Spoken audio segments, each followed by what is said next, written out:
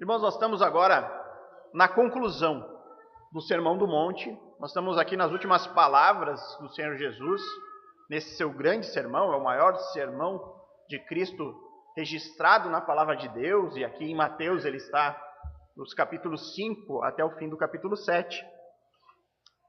Mateus capítulo 7, dos versos 13 a 27, é essa conclusão aqui que Jesus faz, onde ele apresenta, como conclusão, 4 advertências finais. Ele vai apresentar 4 coisas do quais os discípulos deveriam ter cuidado. São 4 advertências que Jesus faz por meio de 4 ilustrações. A primeira advertência nós vimos já na última pregação aqui em Mateus. Foi uma advertência em relação à porta pela qual os discípulos devem entrar, o caminho que eles devem percorrer. Jesus ele vai dizer: entrai pela porta estreita, andai pelo caminho apertado, porque essa porta e esse caminho conduzem à vida. E Jesus faz essa advertência porque existe uma segunda porta no mercado. As pessoas ou vão usar uma porta ou vão entrar pela outra. E essa segunda porta, esse segundo caminho, Jesus diz que ele é espaçoso.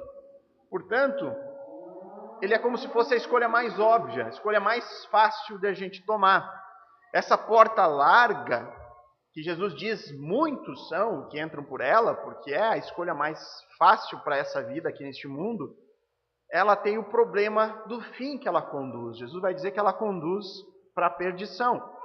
Hoje nós vamos ver a segunda advertência, onde Jesus ele vai usar como ilustração 2 árvores que produzem frutos distintos.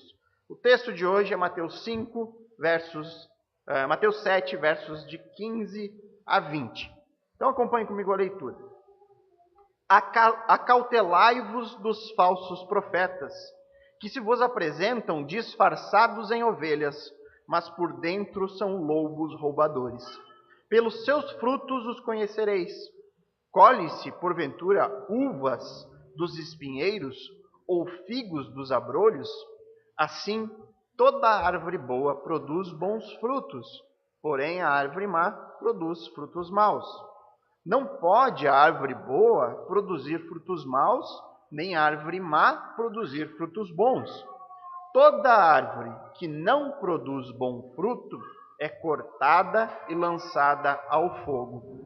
Assim, pois, pelos seus frutos os conhecereis. Vamos orar mais uma vez, irmãos?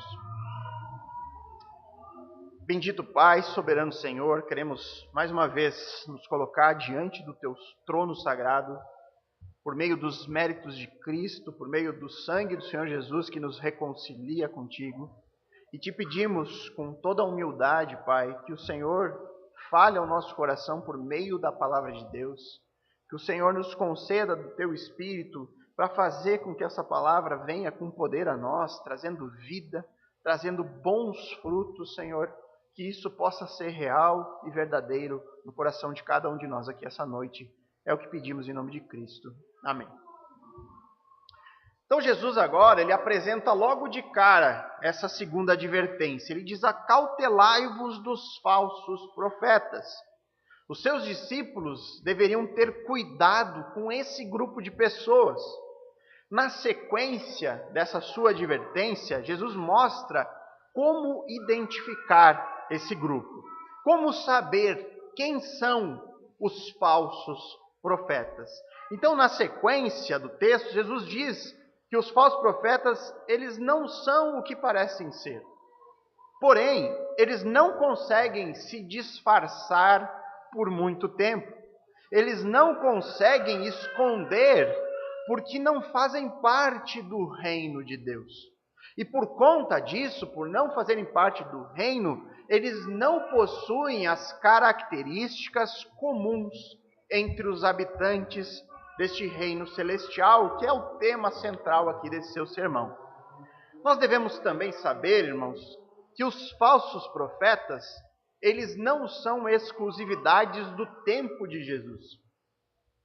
Eles existiam antes do advento de Cristo, eles existiram durante a sua vida e até hoje os falsos profetas estão entre nós. E por esse motivo, é importante sabermos a maneira como nós podemos identificar um falso profeta.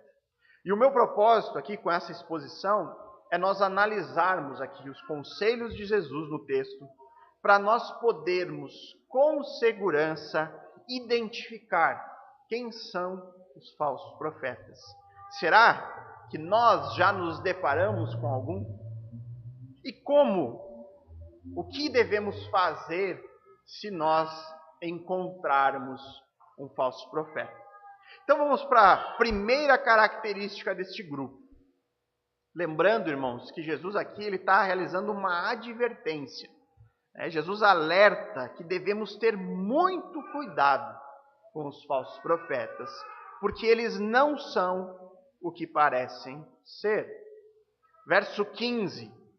Acautelai-vos dos falsos profetas, que se vos apresentam disfarçados em ovelhas, mas por dentro são lobos roubadores.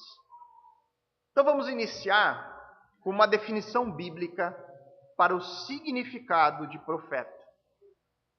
Isso é necessário, irmãos, porque hoje nós vivemos uma cultura cristã muito diferente da cultura judaica que eram os ouvintes originais de Jesus aqui.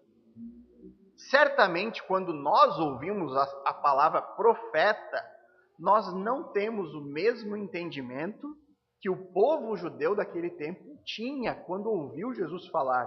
Cuidado com os falsos profetas.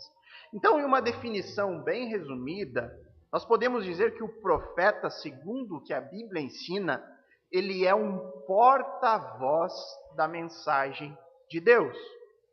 É um homem que Deus levantou para transmitir a sua vontade ao povo.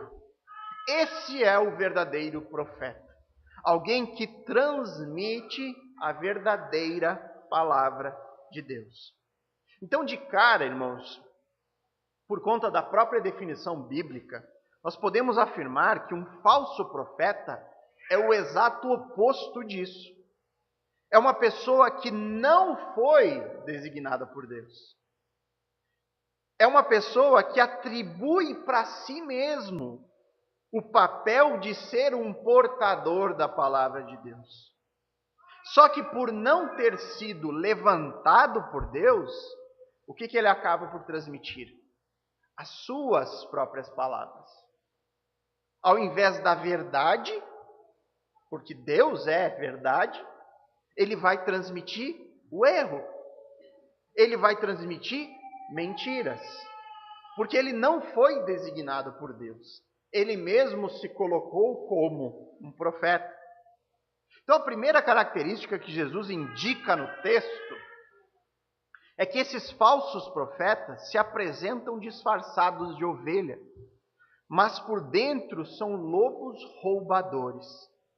E a palavra, na língua grega, no original, para disfarçados, indica uma vestimenta, uma cobertura que os falsos profetas usavam para se parecer com algo que eles não são. No caso aqui, os falsos profetas se vestem como ovelhas, mas eles não são ovelhas. Na verdade, eles são lobos, lobos roubadores. O que faz um lobo no meio de ovelhas? Ele vai lá e arrebata uma ovelha para se alimentar. Ele rouba o rebanho. O lobo, ele é um animal voraz. O seu único objetivo ali é alimentar a si mesmo sob as custas da vida das ovelhas. Então, por conta disso, irmãos, dessa ilustração de Jesus aqui, nós já sabemos que as intenções dos falsos profetas são malignas. Agora, será que Jesus tinha em mente alguém ou algum grupo de pessoas específico que ele considerava falsos profetas quando ele dá essa advertência? Será que essas palavras de Jesus são mais uma mensagem endereçada aos fariseus, aqueles líderes religiosos do seu tempo?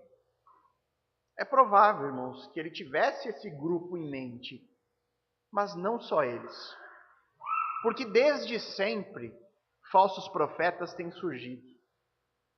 Se você já leu o Antigo Testamento, ou se você for ler neste ano, né, você tem toda a ferramenta para ler toda a Bíblia este ano, você vai ver que no próprio texto do Antigo Testamento nós vemos muito mais falsos profetas do que profetas realmente levantados por Deus.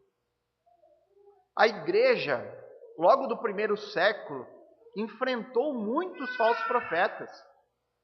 O Adriano terminou domingo passado de expor a epístola de Judas, onde o autor destinou boa parte da carta para falar sobre eles, para combater os falsos mestres, os falsos profetas. E nós hoje, 2000 anos depois de Jesus fazer essa advertência aos discípulos, nós continuamos a ter que lidar com esse grupo chamado de falsos profetas. Então essa advertência de Jesus, ela é extremamente importante para nós hoje, porque a Bíblia nos ensina que nem todos os que dizem ser portadores da palavra de Deus são de fato profetas autênticos. A verdade da Bíblia, ela pode ser corrompida. Ou seja, a Bíblia pode até ser usada pelos falsos profetas, mas eles deturpam a verdade para atingir os seus próprios desejos vorazes. E não pense, irmãos, em falso profeta aqui, nessa advertência específica de Cristo, como aqueles líderes de seitas, por exemplo, João de Deus, que está no foco da mídia hoje, né? Você olhar para esse falso profeta e pensar, João de Deus, né? Olha lá quanta coisa ele fez lá de mal, né? Olha os frutos maus daquele homem. Nós devemos pensar aqui de maneira diferente. Não pensar nesse falso profeta como uma pessoa dessas seitas, como espiritismo, religiões africanas, satanismo, nem nada disso. Porque nesses casos, né, nesses líderes de seitas, você bate o olho nele, se você tem um conhecimento bíblico, você bate o olho no cara e diz, essa pessoa não tem ligação nenhuma com o cristianismo apostólico. Né? Esse cara é o líder de uma seita. E segundo o texto, a advertência de Cristo aqui, ela recai sobre um grupo de falsos profetas que corrompem a palavra, mas que isso não é algo identificado de maneira imediata. No momento que nós colocamos os olhos nele, eles podem até passar a impressão de ser ovelha. Eles possuem a aparência, aqui diz o texto, ou seja, aparentemente, olhando de longe, eles são o que dizem ser. Por esse motivo, irmãos, é vital para cada um de nós sabermos como identificar os lobos no meio do rebanho. O texto está falando de alguém que pode enganar as pessoas por um certo tempo, como sendo realmente representantes de Deus. Por isso, o primeiro passo que a gente deve tomar para identificar um falso profeta é saber disso, dessa realidade. Eles se disfarçam. Eles podem não ser o que aparentam ser. E saber disso nos conduz a uma postura que é necessária para a gente nunca ser enganados, que é uma postura de crítica, que é uma postura de questionamento. Isso é extremamente importante e saudável para todos nós. Nós devemos colocar à prova cada homem que se levante como sendo um mensageiro de Deus. E sobre isso eu quero abrir um pequeno parêntese aqui, que eu quero diferenciar o ministério profético nos termos do Antigo Testamento, onde Deus transmitia a sua mensagem ao povo por meio direto do profeta, com a maneira que Deus transmite a sua vontade a partir do nascimento de Jesus Cristo. Como que acontecia antes de Cristo?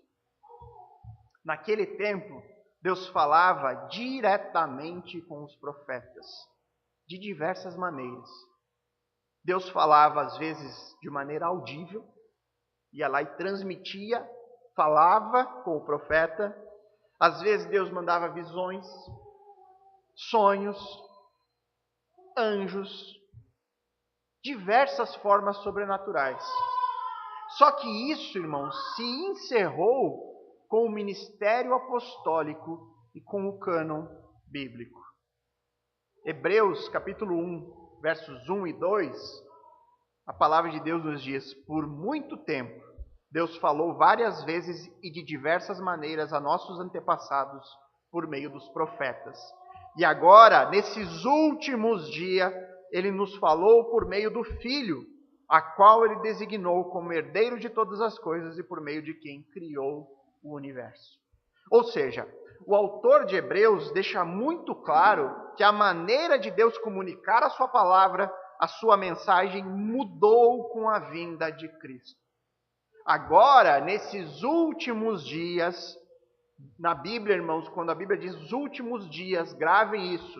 Ele está falando dos dias da primeira vinda, desde a vinda de Cristo até a sua segunda vinda. Esse período de tempo, que pode ser de 2000 e tantos anos, 3000 anos, quando nós não sabemos, corresponde aos últimos dias. Então, nesses últimos dias, Deus falaria conosco por meio do Filho. Jesus, aqui no Sermão do Monte e ao longo do seu ministério terreno, ele está transmitindo toda a palavra de Deus. E é o que alguém pode questionar: mas pastor, depois que Jesus subiu ao céu, depois da ressurreição foi assunto, como que Deus agora fala conosco? Se o autor de Hebreus diz que era por meio do Filho, mas agora o Filho não está mais entre nós, por meio dos apóstolos. Aqueles homens que andaram com Cristo, que foram ensinados diretamente por Ele. Coube a esse grupo específico transmitir todo o ensinamento que Cristo deu a eles. E eles fizeram isso. Eles cumpriram essa missão, eles transmitiram, fizeram outros discípulos, e eles escreveram tudo o que Jesus revelou. E eles fizeram isso direcionados pelo Espírito Santo, processo que é chamado de inspiração. E são esses escritos inspirados que hoje nós temos acesso. Nós temos diante de nós o ensino apostólico por meio da Bíblia, que é a própria palavra de Deus. Fim de papo. Isso é o sola escritura. Não precisa mais nenhuma nova revelação. Tudo que Deus tinha a nos revelar foi revelado pelo Filho, e os apóstolos testemunharam e escreveram de maneira inspirada toda a palavra de Deus.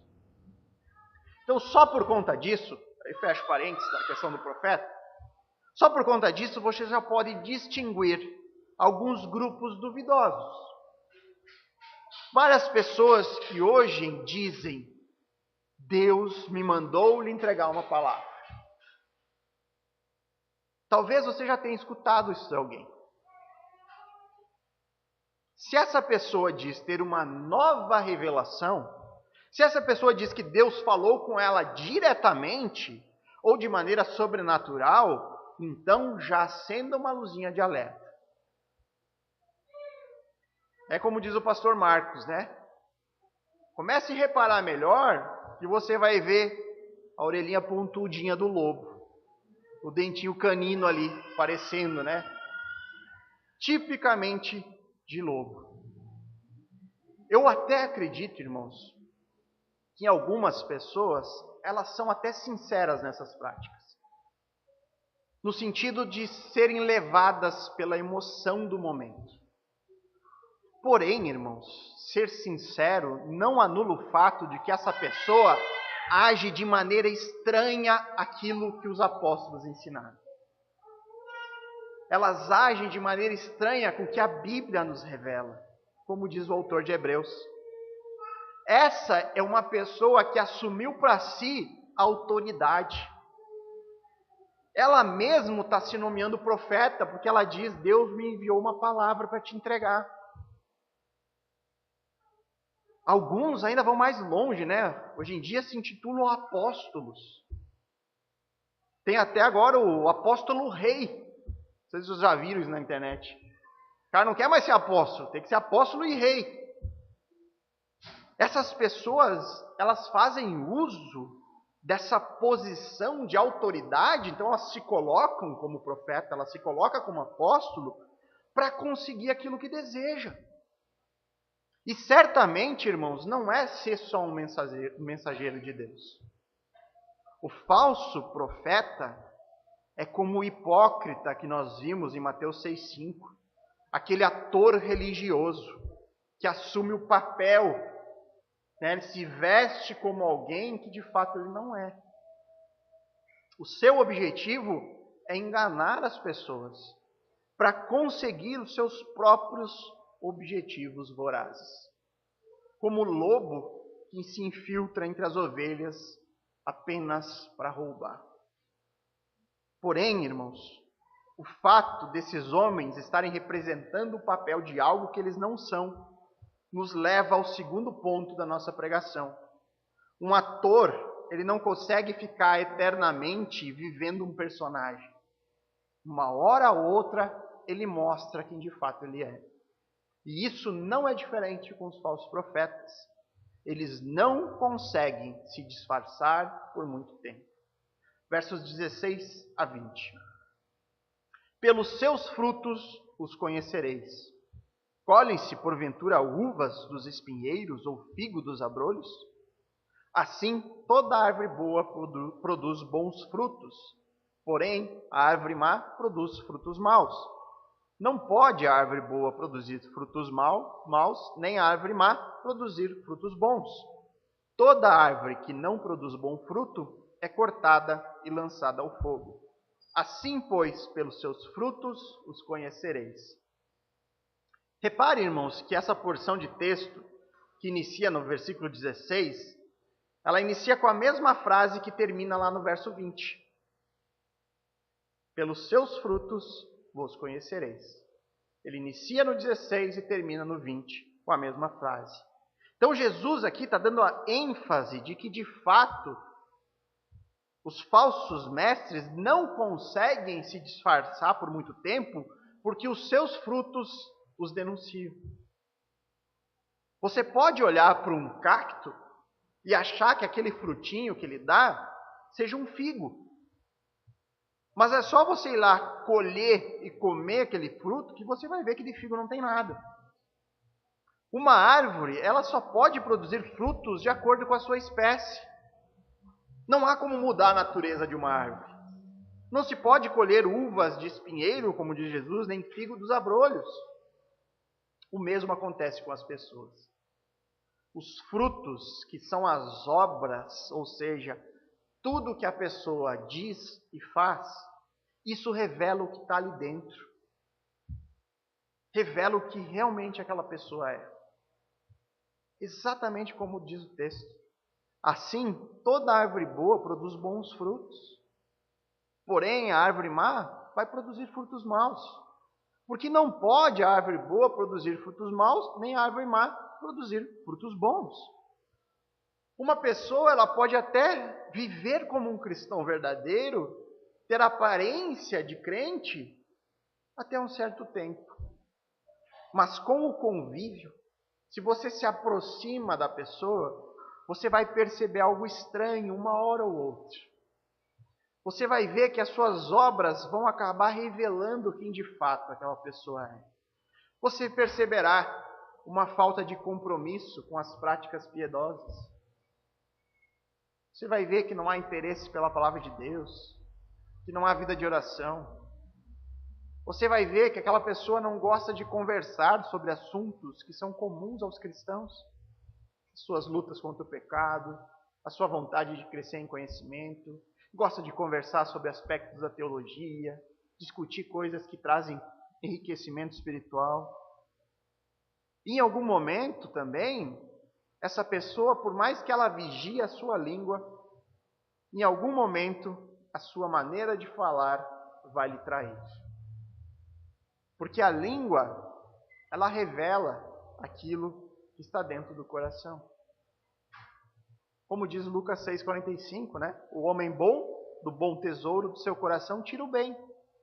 E o mal, do mau tesouro, tira o mal. Porque a boca fala do que está cheio o coração. João Calvino também afirmava isso. Ele dizia que nada é mais difícil do que falsificar a virtude. Nada é mais difícil do que você ficar tentando ter uma imagem de alguém que você não é. E quando isso está relacionado ao cristianismo, muito mais difícil. Porque as boas práticas cristãs não são naturais da humanidade. Os falsos profetas, eles podem enganar as pessoas por algum tempo. Porém, os seus frutos logo passam a ser observados. E eles acabam por revelar as suas verdadeiras intenções. O Antigo Testamento, ele trazia uma fórmula bem clara para que o povo pudesse testar os profetas. E saber se aquela pessoa que se levantou como mensageiro de Deus era de fato de Deus ou não. Então, pergunta que fica, será que nós poderíamos pegar esse teste que está no Antigo Testamento e aplicar ele para nós hoje? Testar cada homem que se levanta como sendo um profeta de Deus? Aí nós temos um problema. Qual o problema? O ofício de profeta nos termos do Antigo Testamento não estão mais ativos nos nossos dias. O que nós podemos fazer é pegar o princípio e tentar aplicar esse princípio hoje. Por exemplo, é a mesma coisa que o princípio de profeta. Você pega que profeta, de acordo com o texto bíblico, é alguém que transmite a palavra de Deus ao povo.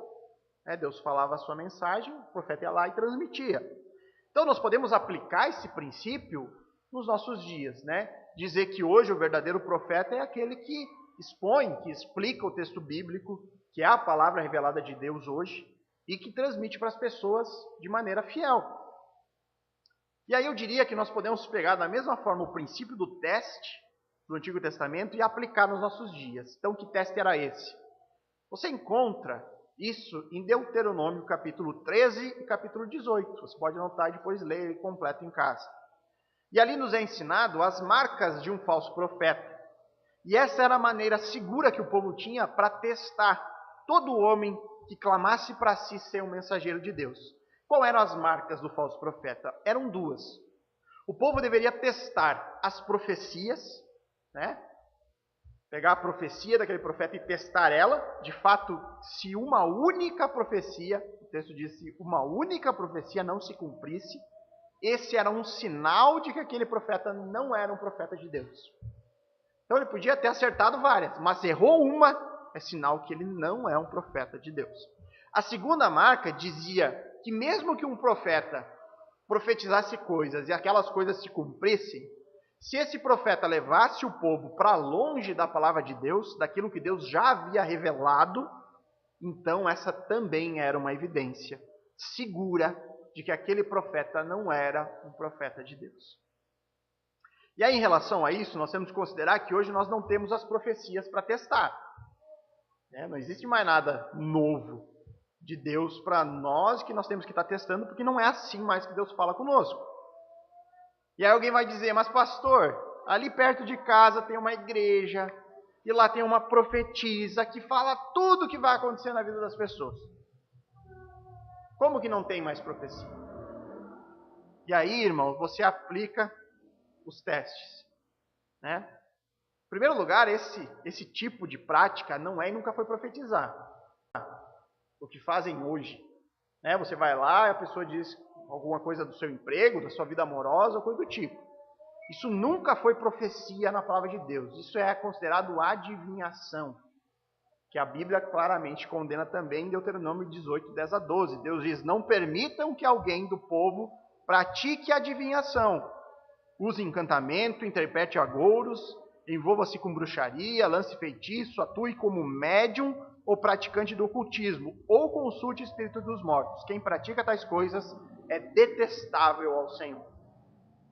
Deus nunca enviou uma única mensagem para uma pessoa sobre algo que aconteceria na sua vida particular ou na vida particular de outra pessoa, a não ser que aquele acontecimento tivesse diretamente relacionado com a consumação do seu plano redentor ou com a consumação do seu reino neste mundo.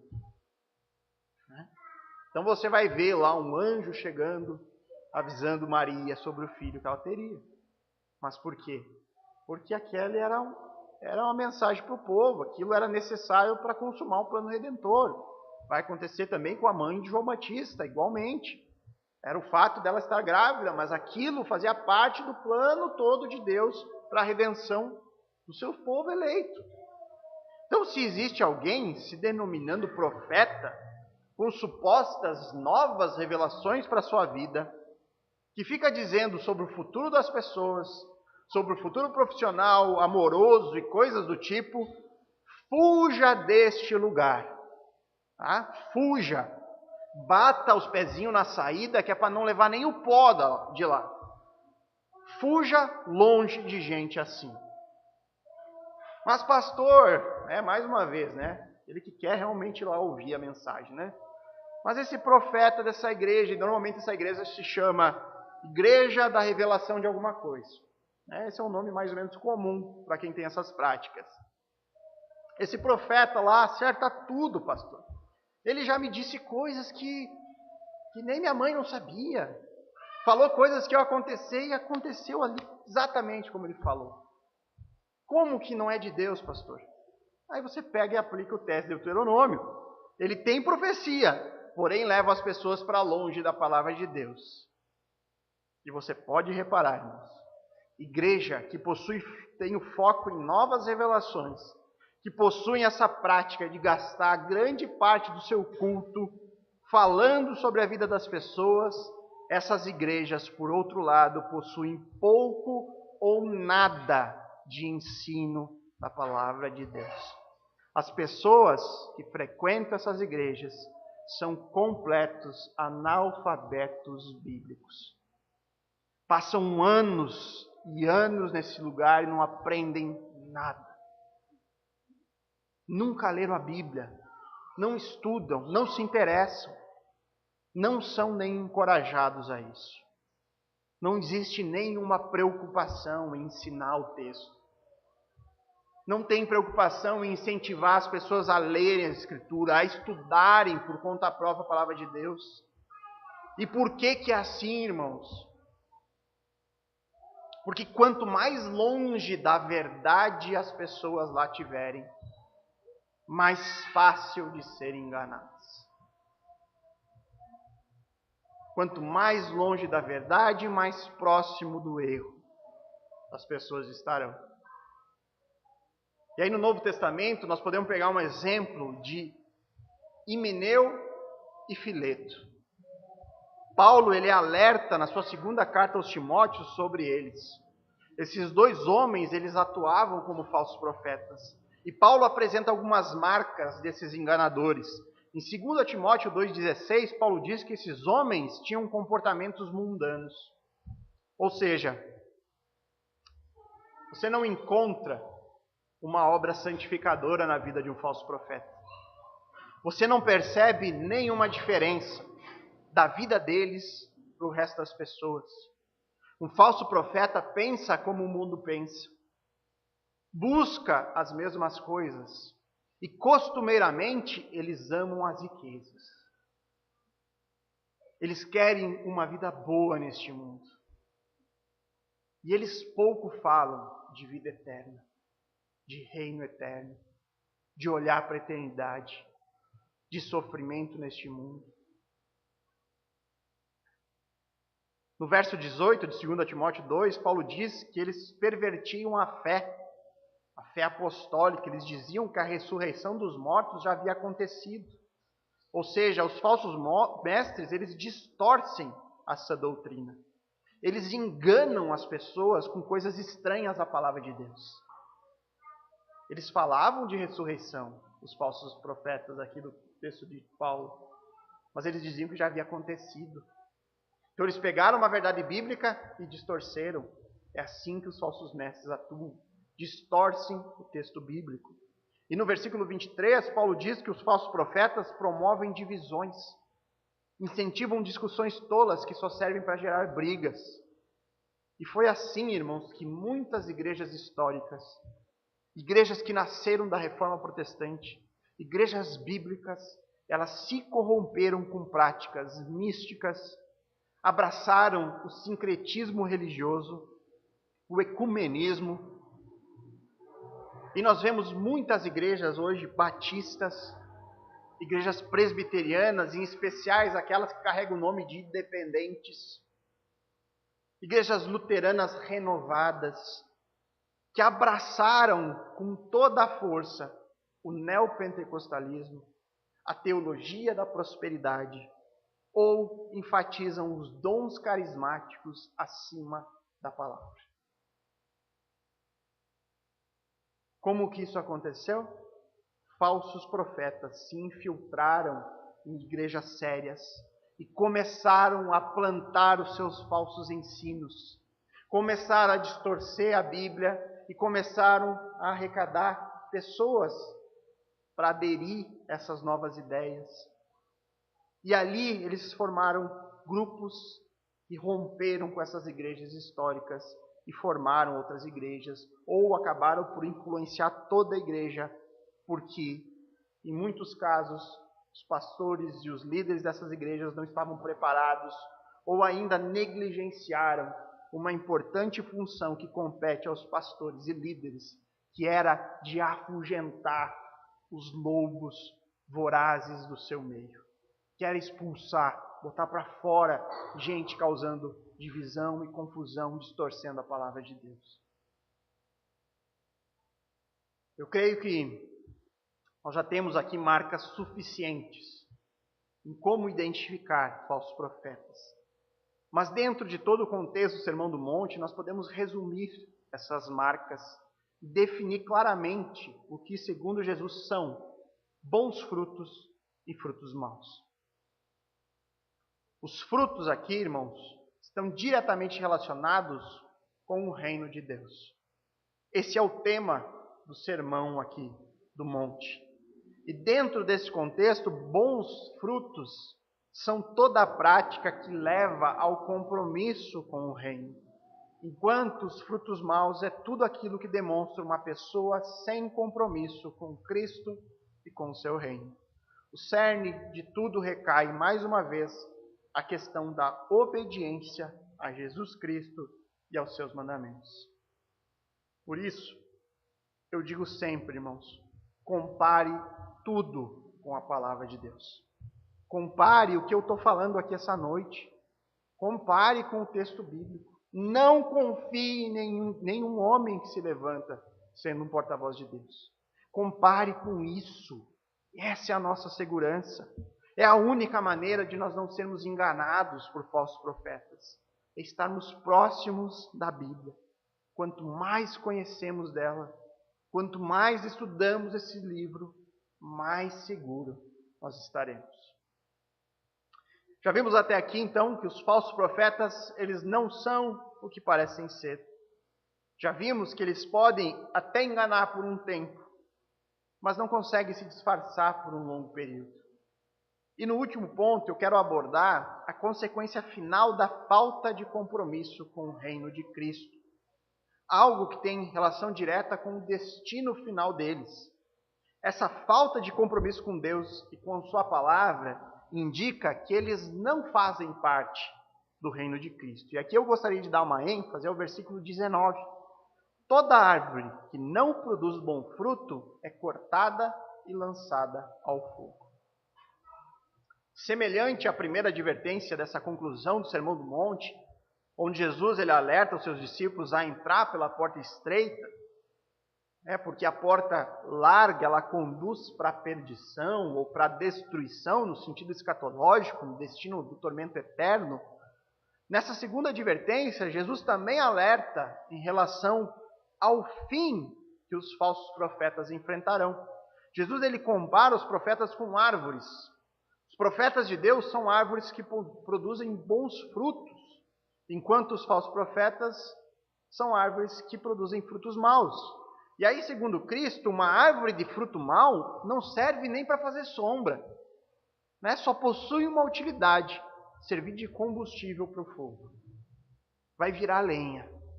É o que Jesus diz.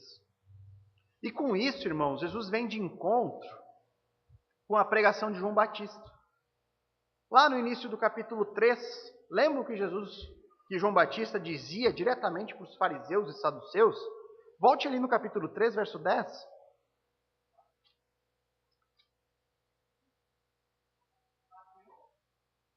Capítulo 3, verso 10. Já está posto o machado à raiz das árvores. Toda árvore, pois, que não produz bom fruto, é cortada e lançada ao fogo. João diz ali que os religiosos da sua época deveriam produzir frutos de arrependimento. Eles deveriam se arrepender dos seus pecados e voltar para a aliança com Deus. Eles deveriam se humilhar e parar de se acharem especiais só porque eles eram descendentes de Abraão. E por serem descendentes, achavam que estavam garantidos no reino do Messias. Agora, na pregação de Jesus, o bom fruto é o compromisso com Ele mesmo e com seu reino. Bons frutos são as características alistadas nas bem-aventuranças. Ser humilde de espírito é um bom fruto. Ter arrependimento dos pecados é um bom fruto. Mansidão, fome e sede de justiça, agir com misericórdia, ter um coração puro, ser um pacificador, amar o seu inimigo, não buscar justiça própria e buscar ser justificado por Deus. E por aí segue a lista de bons frutos. Já o fruto mau é o oposto. No caso dos falsos mestres, é levantar a si mesmo como autoridade sobre os demais. É se colocar como porta-voz de Deus ao povo. Mas por dentro está buscando seus próprios interesses. Está querendo lucrar com aquilo. Está querendo ter uma posição, um status especial. Se acha superior espiritualmente, por aí vai. E esse tipo de postura indica que essa árvore é má. E ela não faz parte do reino de Cristo. Ela está do lado de fora deste reino. E quando esse rei voltar, ele vai fazer uma limpa no terreno. Toda árvore que não prestar vai ser cortada e lançada no fogo. E aqui existe um ponto em comum entre a árvore lançada no fogo da pregação de João Batista com a árvore má da pregação de Jesus. Os dois eles têm focos diferentes aqui. Eles têm alvos diferentes. Porém, eles têm o mesmo pecado característico, que é o pecado do orgulho. Em João, havia o orgulho daqueles religiosos por serem descendentes de Abraão. Já aqui, existe o orgulho do homem ao colocar a ele mesmo como sendo um profeta de Deus. Preste atenção nisso e você verá muitos casos assim nos nossos dias. Homens que se colocam como autoridade sobre os outros. Que diz que a palavra dele é que vale. Ele não vai dizer aqui, olha, irmão, eu tenho algo para te dizer, eu tenho uma exortação para te fazer, mas eu vou te fazer porque a Bíblia está dizendo isso. Eu vou ler para você aqui e vou te mostrar. É Deus quem proíbe esse pecado ou coisa do tipo. O falso profeta, ele diz, não, aqui é desse jeito. E muitas vezes ele vai dizer, não, você está com essas dúvidas bíblicas aí, porque tu precisa orar mais. Deus ainda não te revelou espiritualmente a verdade. Porque é a verdade dele que vale, e não a palavra de Deus. Preste atenção nisso, irmãos. O que há por trás da atitude de um homem que coloca a sua foto na fachada de uma igreja? O que há por trás de um homem que cria discípulos de si mesmo e aí estimula pessoas a fazerem fila de oração na frente dele para receberem uma bênção de Deus por intermédio dele? O que tem por trás de alguém que alega para si dons sobrenaturais? E por aí vai. Eu digo isso, irmãos, porque se você for para a Bíblia, pegue depois da ressurreição onde Jesus sobe aos céus, e aí você procure os discípulos naquele período, aqueles homens que viveram e foram ensinados aos pés de Cristo, eles nunca fizeram esse tipo de coisa. Eles nunca fizeram um único discípulo para eles mesmos. Eles faziam discípulos de Cristo. E eu vou dar 2 exemplos bem claros disso. Quando Pedro vai a Cornélio, em Atos capítulo 10, verso 25 a 26, o texto diz ali que aconteceu que, indo Pedro a entrar, lhe saiu Cornélio ao seu encontro e, prostando-se aos seus pés, o adorou. Se jogou nos pés de Pedro e foi fazer uma adoração a Pedro.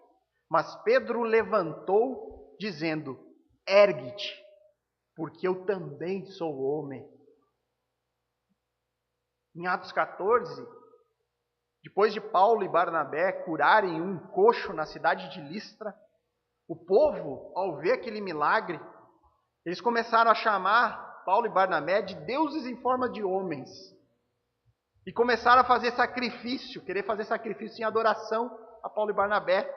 E aí o texto vai nos dizer, em Atos 14, 14 e 15, que porém, ouvindo isso, ou seja, os apóstolos, ao ouvirem que eles queriam fazer sacrifício para adorar eles mesmos, os apóstolos Paulo e Barnabé, rasgando as suas vestes, saltaram para o meio da multidão, clamando: senhores, por que fazer isso? E olhe bem o que eles dizem: nós também somos homens como vós, sujeitos aos mesmos sentimentos. E vos anunciamos o Evangelho para que destas coisas vãs vos convertais ao Deus vivo. O Deus que fez o céu, a terra, o mar e tudo que há neles. Ele diz: olha, nós somos como vocês, homens, também estamos sujeitos ao erro. Mas foi para isso que Deus nos converteu, para nos tirar deste erro. Fica muito clara a diferença de postura com essas pessoas que hoje se intitulam profetas. Eu fico pensando, Pedro hoje em dia, se ele vivesse hoje, e ele descobrisse que existe uma Basílica de São Pedro, e levasse ele lá, acho que ele entraria lá e botaria fogo naquilo. Ele diria: eu também sou homem, parem com isso, só há um Deus.